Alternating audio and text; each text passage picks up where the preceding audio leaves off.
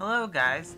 Obviously, I'll be talking about my favorite games I played last year, but before I begin, I want to mention that most of the titles I played did not come out in 2012, and that this list is open to every game I bought or received last year, but is limited to titles on the PS3, Wii, and 3DS because those are the only consoles I own. So now that I've got those details out of the way, let's start the countdown.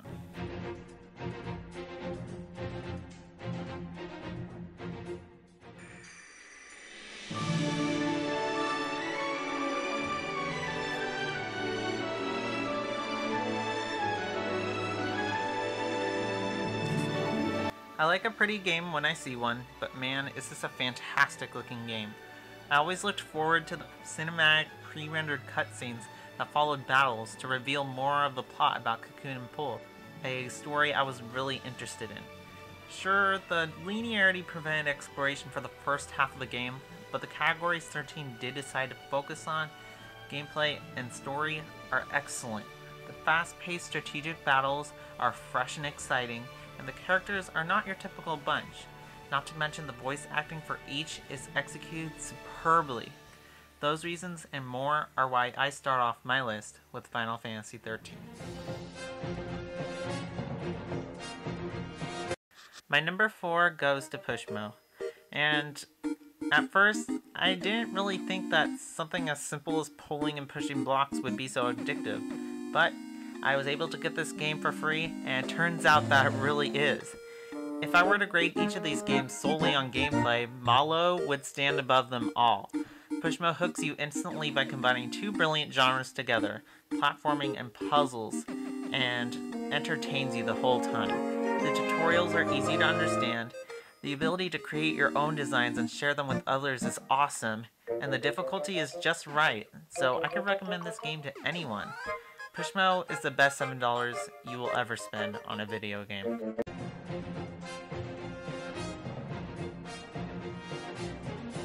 And number 3 goes to Mario Kart 7. Yes, it has my bronze on this list, and technically it should get the gold because if this list was arranged by how many hours I've invested in each game, Mario Kart 7 would zoom straight to the top. This game is kind of like my regulator in everyday life. I'll be doing my homework, and then when I want to take a break, I'll play some Mario Kart. If I'm waiting on dinner, I'll be playing some Mario Kart. I just can't get enough of the competitive challenge that is in the online mode, and there's enough depth and variety in the tracks to keep me interested. Some of my favorite tracks include Shy Guy Bazaar, Piranha Plant Slide, and SNES Rainbow Road. Mario Kart 7 was definitely an important part of my 2012 gaming year.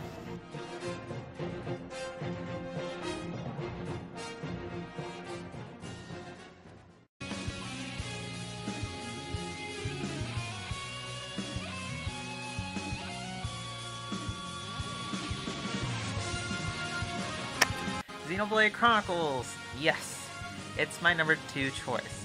Afraid that 2012 title wasn't going to get on this list? Well, Xenoblade is one of the games I played, and it's definitely in my top 5.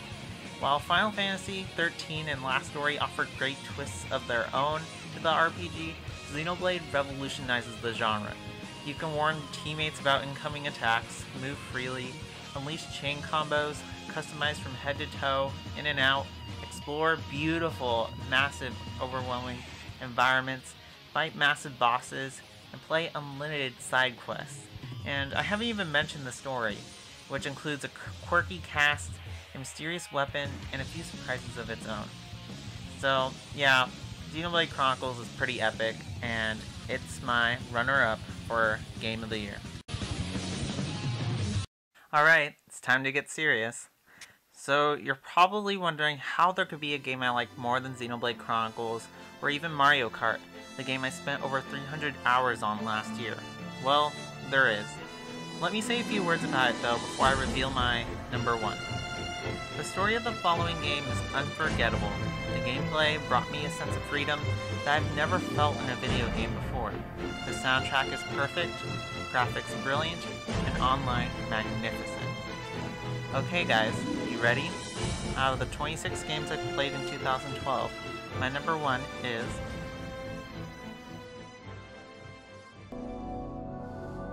Journey! Yup, a 2-hour game is my game of the year. It's my game of the year because it offered a stunning, realistic, but magical adventure. There were moments when I was swept off my feet, saw glimmers of hope, was scared, and even wanted to cry. All of this is done without a script and no voice acting. The first time I played through Journey, I didn't even know I was playing with actual people until I saw their usernames after the credits. The single note speech encourages players to work together and communicate, making every playthrough special. So, while Journey is a 2-hour game, it's one that can be played over and over, from start to finish. Although it may not be clear what someone else is saying, you and your partner know your destination, and know that it's easier for the both of you to stick together. This game forms relationships that stay in your memory for months. I remember one encounter where I shied back and forth with a stranger to float higher and higher in the skies.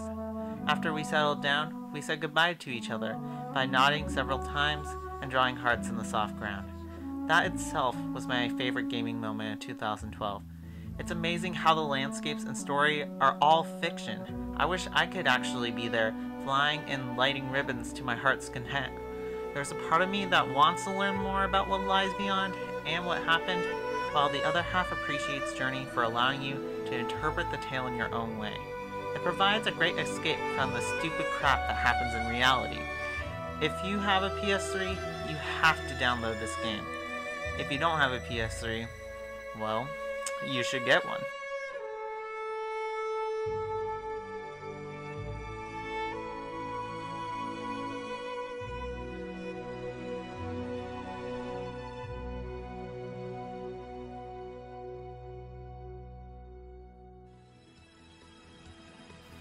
Thank you for watching my countdown. Some say 2012 wasn't a strong year for games, but I feel it was in some ways more revolutionary than others. Share your top 5 in the comments below and express how you feel about mine. For those who are interested in my top 5 that only includes games from 2012, here's that list. But there isn't really any point of showing a list like that because I only played 7 games from 2012. But subscribe to keep up with my countdowns and with whatever I play or review. Some 2013 titles I'll be looking forward to are Luigi's Mansion Dark Moon, Tomb Raider, Pokemon X, Lightning Returns, and I might get Pandora's Tower as well. Until next time, this is Iceflower for me, signing out.